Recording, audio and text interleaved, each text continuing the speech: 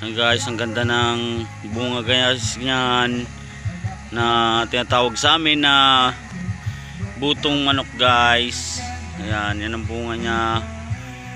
Ayan, minsan kinakain din ng ibon. Guys, so yan siya. Ayan. Ano, hanggang dito yan guys, so yan. Hanggang baba yan, butong manok yan guys. Yan po ang bunga niyan. Ito na maliliit na bilog na kulay puti guys. Yan o.